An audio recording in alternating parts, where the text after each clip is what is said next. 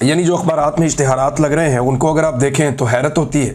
इन इश्तिहारात में जो है वो कायदे आज़म की फ़ोटो गायब है, अल्लामा इकबाल की फ़ोटो गायब है। 70% से ज़्यादा इश्तिहारात की मैं बात कर रहा हूँ।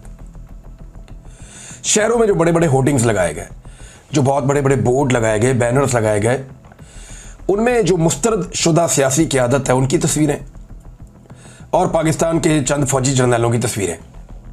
कायदे आज़म भी नहीं, फातिमा जिन्ना भी नहीं, अल्लामा इकबाल भी नहीं। अंदाज़ा करें ये अब पाकिस्तान के अंदर हो रहा है। ज़रा इमरान खान साहब के दौर के इश्तिहारात देखिए और उसके साथ मुकाबला कीजिए मौजूदा हुकूमत के इश्तिहारात का। तो अभी जो अज़्म आली शान हम सब का पाकिस्तान, ये इश्तिहारात लगाए गए। एक तरफ शहबाज शरीफ और जरदारी हैं, दूसरी तरफ आसिम मुनीर और बाकी सर्विसेज चीफ्स और chief of the joint staff, ये लोग हैं। नीचे अवाम बनाए हुए हैं और तैयारे उड़ाए हुए हैं, बल्कि इस किस्म का है ये। अब यौम आज़ादी पे तैयारों का क्या काम है?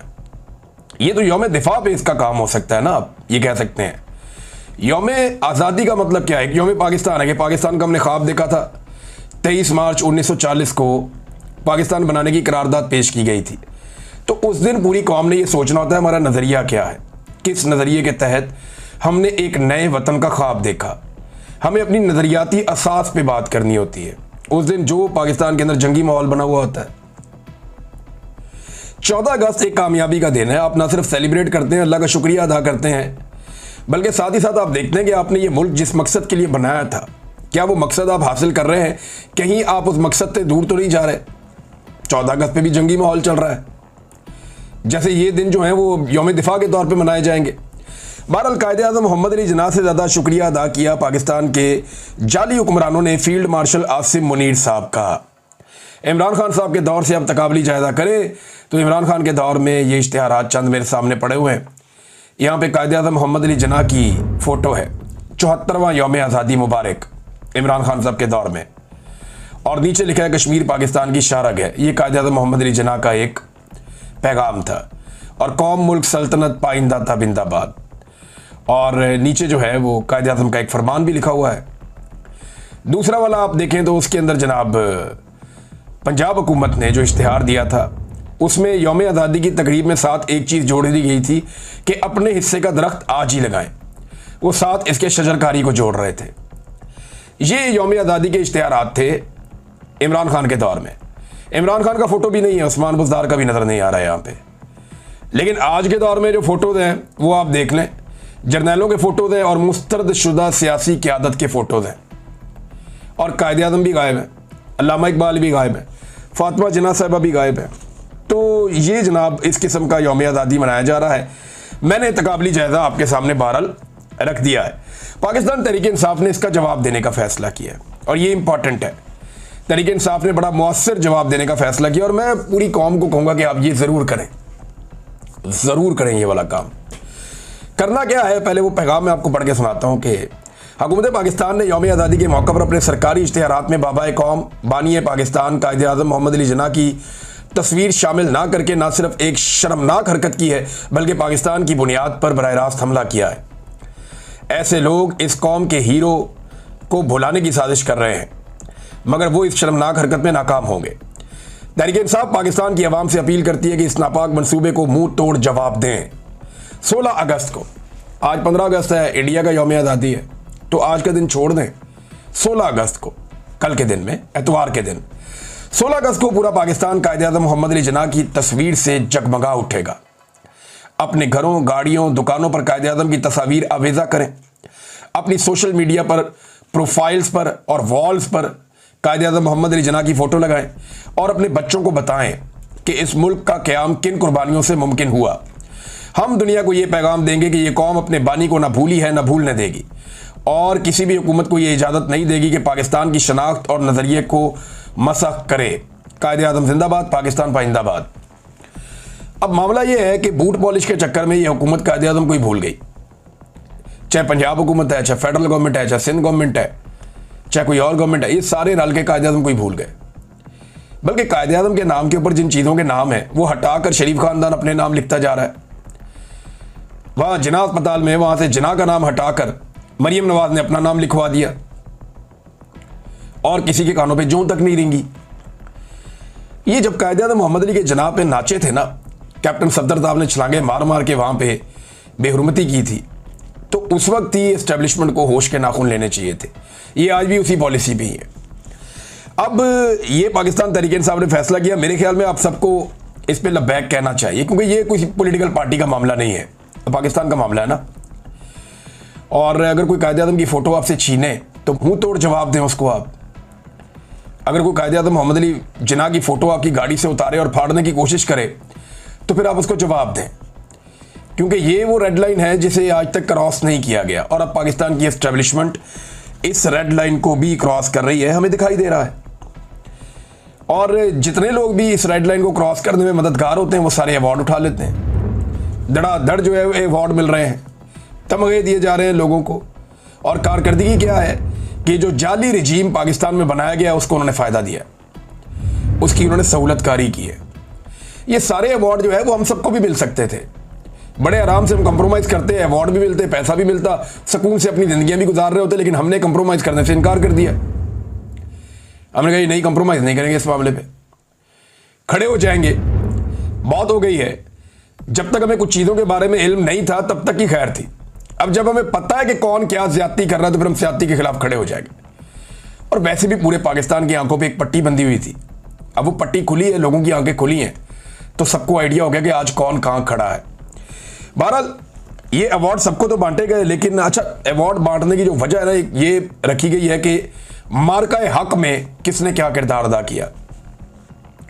किसी को कहा जा रहा है जी वो सोशल मीडिया पे किरदार अदा कर रहा था, किसी को कहा जी वो कॉलम लिखा, किसी को कहा जी उसने वीलॉग किया, किसी को कहा जी तुमने नारा लगाया, किसी को कहा जी तूने हुकूमत के अंदर रहते हुए ये किया, किसी ने ये किया, किसी ने वो किया।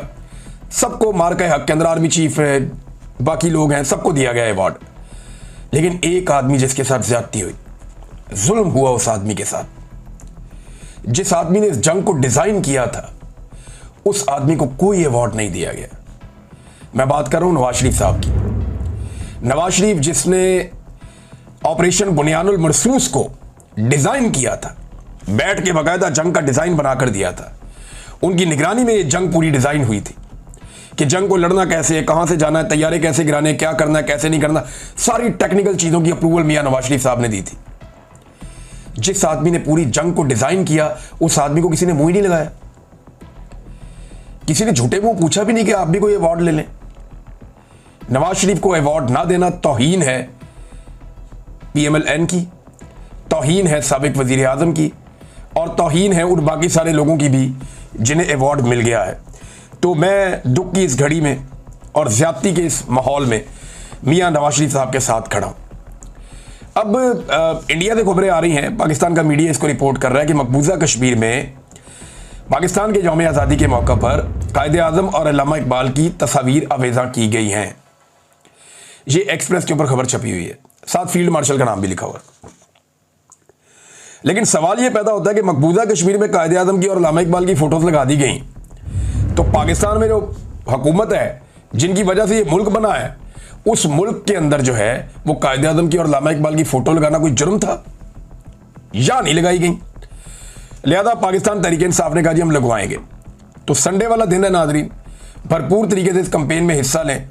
हर जगह पे कायदे आज़म मोहम्मद अली जिन्ना की फोटो नजर आनी चाहिए।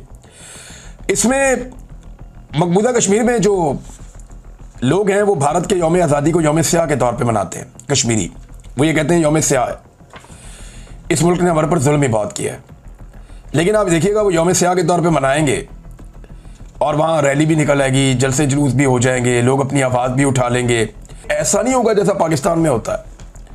जो पाकिस्तान में इस वक्त रिकॉर्ड कायम कर दिया मौजूदा मिलिट्री एस्टेब्लिशमेंट ने, चादर और चार दीवारी का तकद्दुस पामाल करो, घरों के अंदर घुस जाओ, लोगों का सामान तोड़ फोड़ दो, लोगों की गाड़ियां तोड़ दो, उनके बेटों को, उनकी बेटियों को, उनके बच्चों को, ख़वातीन को, सबको हरासा करो, लोगों के घरों में बुजुर्गों को परेशान करो, कभी किसी की बिजली काट दो, कभी किसी की गैस काट दो, कभी किसी के घर के दरवाजे तोड़ दो।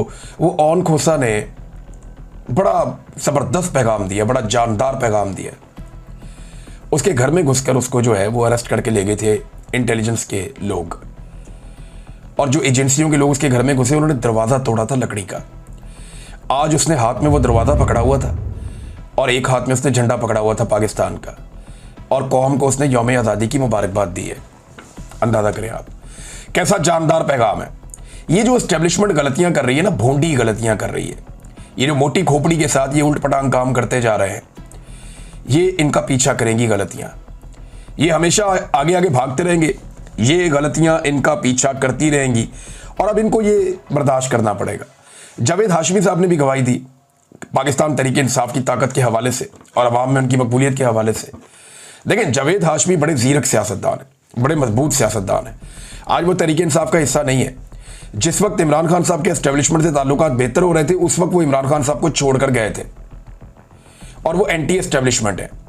उन्हें इमरान खान से हमदर्दी नहीं है, लेकिन वो जो बात कर रहे हैं ये वो न्यूट्रल बात कर रहे हैं। और जावेद हाशमी जैसा आदमी जो है वो अगर अवाम की पल्स को नहीं जानेगा तो कौन जानेगा, जिसने सारी जिंदगी अवामी पॉलिटिक्स की है।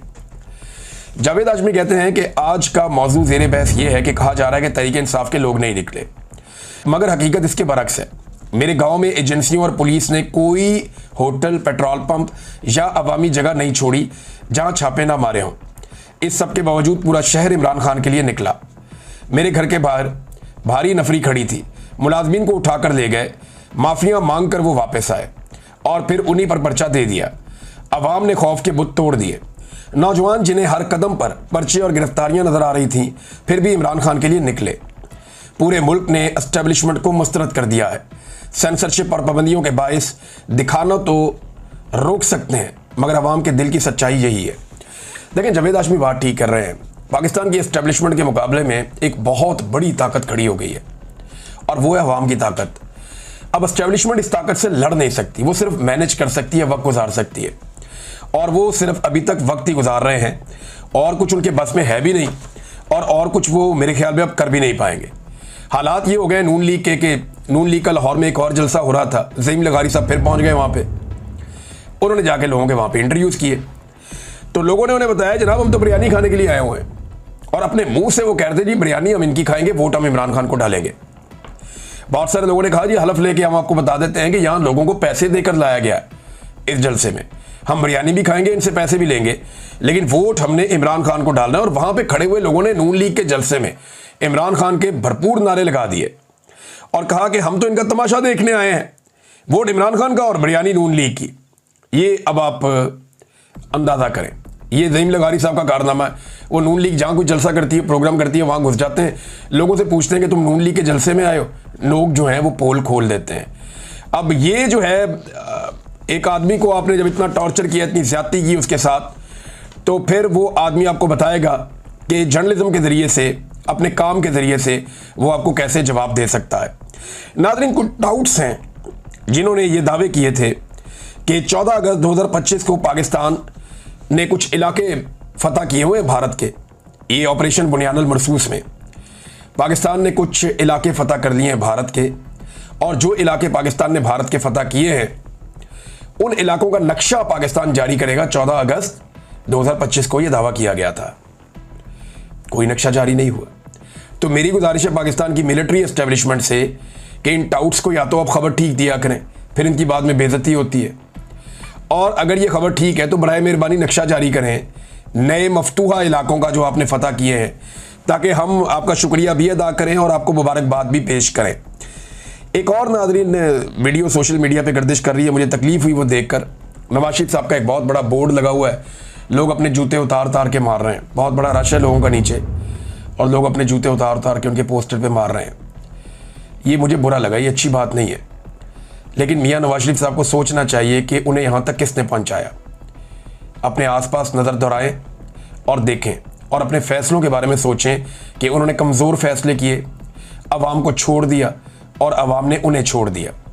उन्होंने कंप्रोमाइज़ किया, अपना मौक़िफ़ बदल लिया और आवाम ने भी अपनी आंखें बदल ली। आज लोग इमरान खान के साथ खड़े हैं और नवाज शरीफ साहब के पोस्टर के साथ क्या हो रहा है ये अफसोसनाक है। तो नवाज शरीफ साहब को अपने रवैये पे और अपनी पॉलिसी पे जितनी जल्दी हो उतनी जल्दी नज़रसानी ज़रूर करनी चाहिए। नाज़रीन, जश्न आज़ादी का दिन तो है, लेकिन बलूच बहन भाइयों के हवाले से उनकी तकालीफ अभी तक कम नहीं हो रही, और ये बड़ी तकलीफ़ की बात है जो चीज़ें वो बर्दाश्त कर रहे हैं। यानी इसमें एक तो इस्लामाबाद में बैठे हुए उनको 1 महीना हो गया कि हमारे जो जबरी तौर पे लापता अफराद हैं वो हमें वापस किए जाएं, उन्हें अदालतों में पेश किया जाए और ये जुल्म और जबर का सिलसिला बंद किया जाए।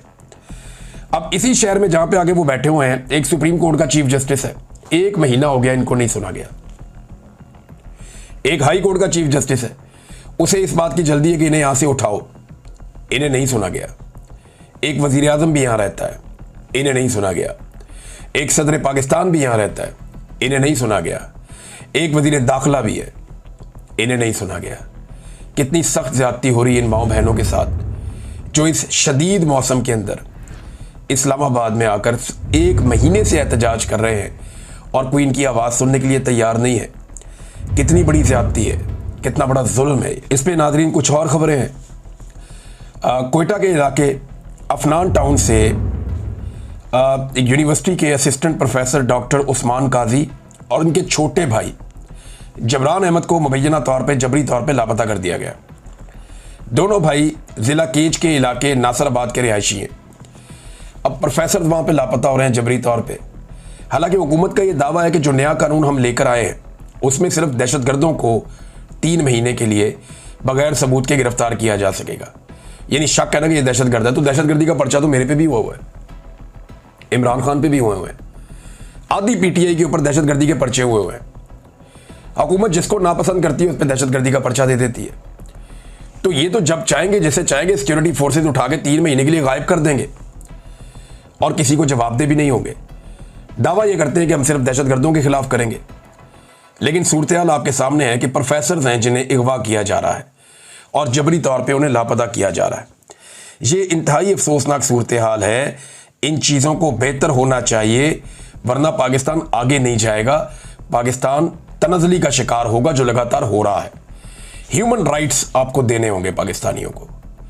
आप कीड़े मकोड़े बेशक इन्हें समझते हैं, लेकिन आपको इनके राइट्स इनको वापस देने होंगे। अब तक के लिए इतना ही। अपना ख्याल रखिएगा, अपने इस चैनल का भी। अल्लाह हाफ़िज़।